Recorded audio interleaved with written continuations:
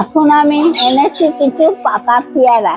বাড়িতে তো পেয়ারা থাকে, অনেক সময় পেকে যায়, সেগুলো কেউ খেতে চায় না, খাই না আমরা। তা এখন সেইগুলো কাটছি আমি, এই যে এরকম পাতলা করে কাটছি।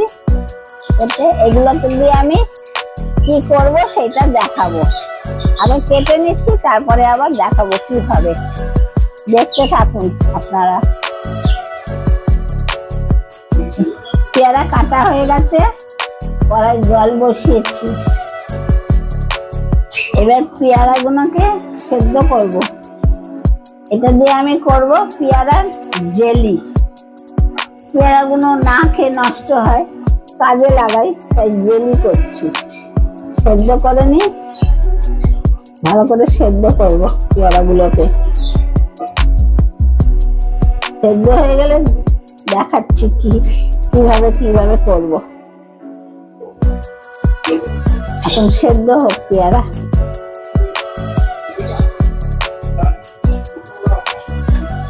হয়ে গেল পেয়ারা সেদ্ধ, যেরকম হয়েছে।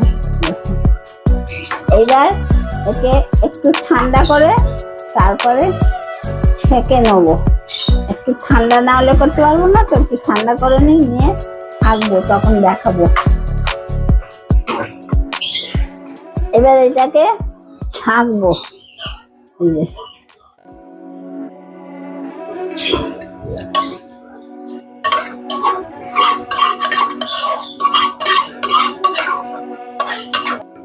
এই যে এবার ছাঁকা হচ্ছে, এটাকে ছাঁকছি।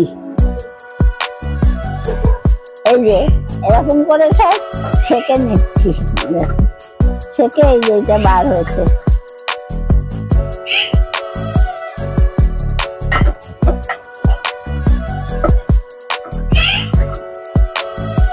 এই যে ছেঁকে এরকম হয়েছে। এবার কড়া বসিয়ে দিয়েছি, এটা এবার ঢেলে দিলাম। পুরো ছেঁকে বার করে নিয়েছি সব। বাবা কত পেয়ারাই এইটা বেরিয়েছে। হ্যাঁ, ওইটা এইগুলো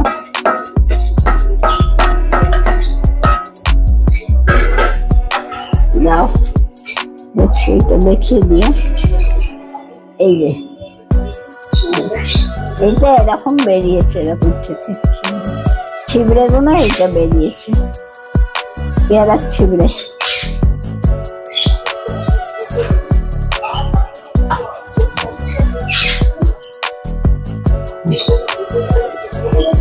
এবার এটা একটু জাল দেবো। আর চিনি গুঁড়িয়েছি, গুঁড়ো না থাকে আমার, গুঁড়িয়েছি, সেই গুঁড়ো চিনিটা দেবো, তাহলে ভালো হবে, তাড়াতাড়ি গলে যায়। এই যে এবার এরকম হয়েছে,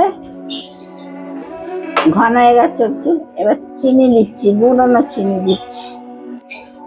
এটা বাড়িতেই গুঁড়িয়েছি।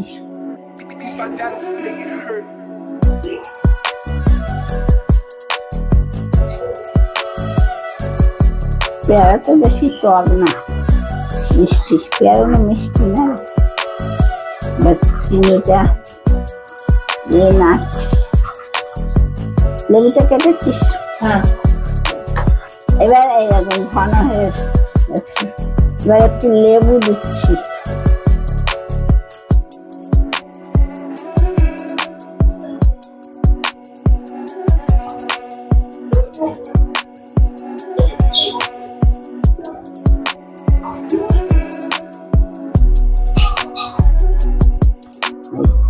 লেবু দিলাম, এবার হয়ে গেল।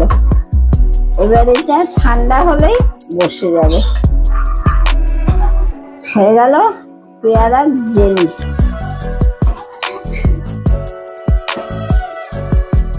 গ্যাস বন্ধ করলাম। জেলি হয়ে গেল, জমে গেছে একদম, এই দেখুন। আর এরপরে এটা ফ্রিজে, একদম ঠান্ডা হলে ফ্রিজে রাখবো, আরো জমে যাবে।